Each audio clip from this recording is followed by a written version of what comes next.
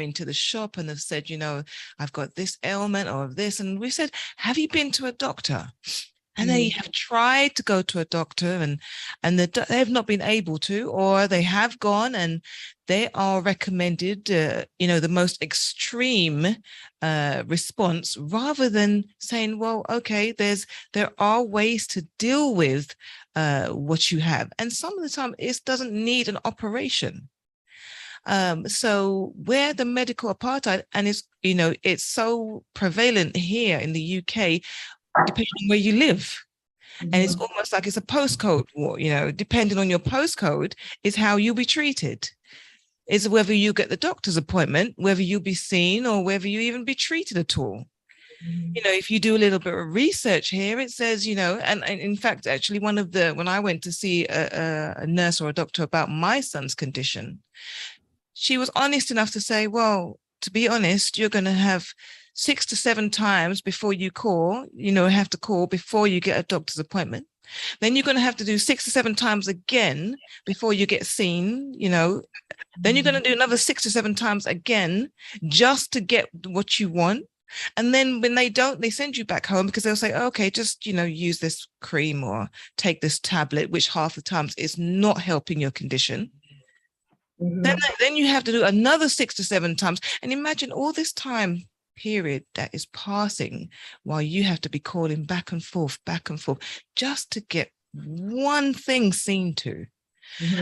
Yet, when you read the information and stories about different areas, and it could be some areas like Knightsbridge, it could be West London, certain parts of West London, the rich areas, the wealthy areas, they call once and they're seen.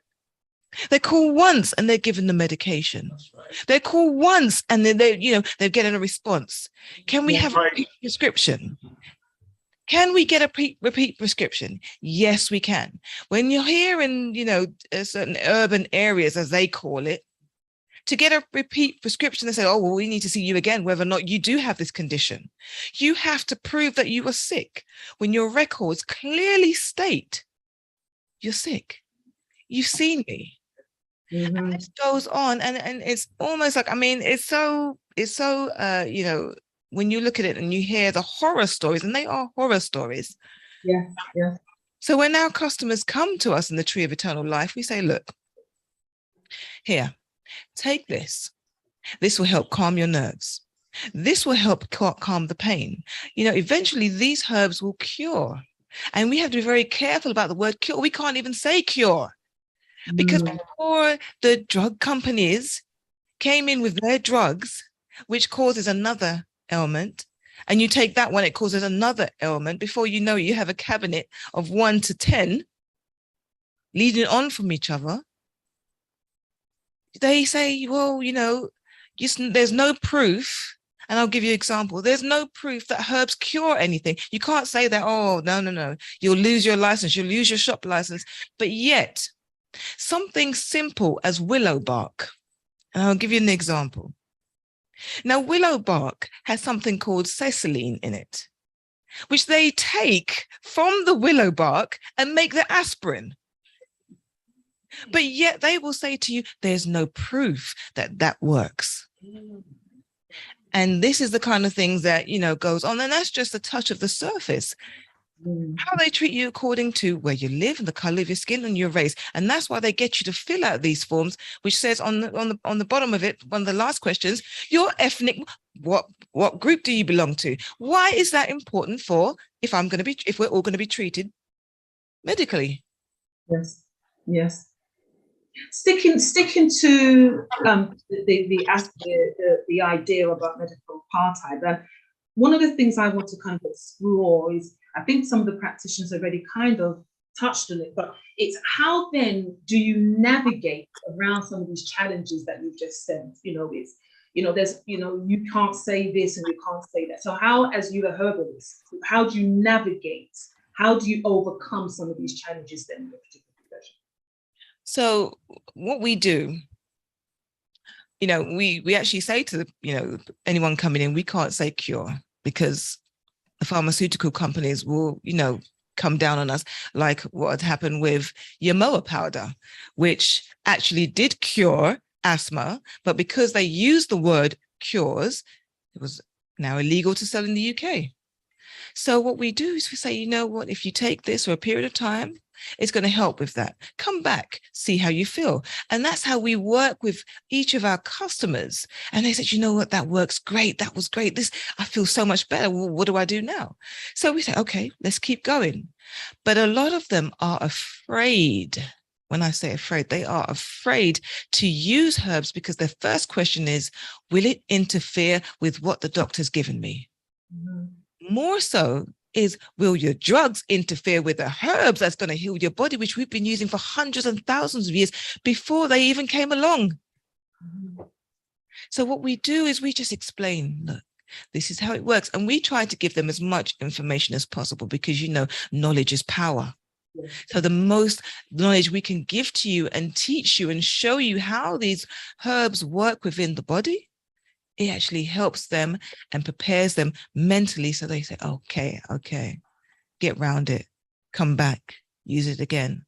And eventually we have seen, you know, customers who have seen our practitioners and eventually have been weaned off of the drugs. Mm-hmm. So we use knowledge, we use the information of what they're taking and why they're taking it and how it works with the body. And that's why it's so important for everyone to know their bodies, know the herbs and how it works. Now, we're not saying don't use drugs or pharmaceutical products because they have their uses.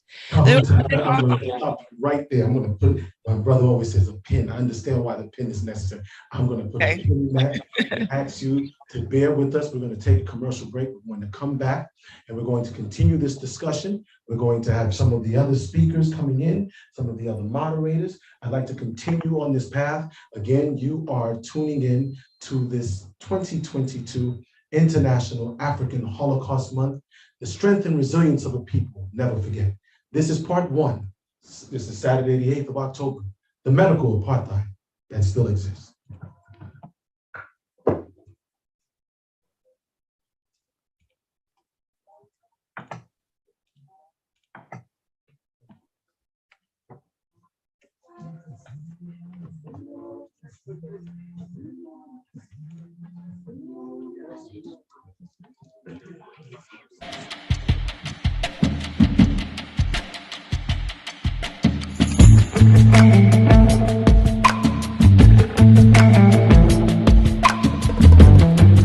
Environmental racism is the idea or concept that systemic factors, laws, policies, or practices disproportionately affect individuals and communities based on their race. Essentially, when the government places profit over the needs of people and the environment. Communities of color, especially communities where Black people are the majority of the population, are more subject to living in areas with pollution, hazardous waste, and landfills than non-Black communities.